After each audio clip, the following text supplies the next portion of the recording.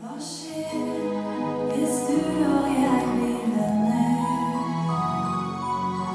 Blir jeg litt rød, og du litt blå? Hva skjer hvis jeg holder dine hender? Er vi fremdeles de samme som vi er nå? Jeg tror de kommer med litt redde.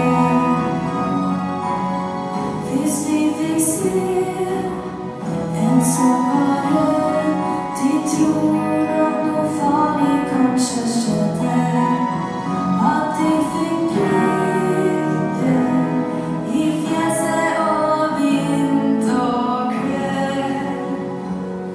Tenk om vi sa til dem vi kjenner at rød og blod er like bra, og at nisser som oss kan være venner, samme hvor i denne verden vi kommer fra. Hva skjer hvis du og jeg blir venner? Når du er rød og jeg er blå, vi prøver så ser vi hva som hender. Vi får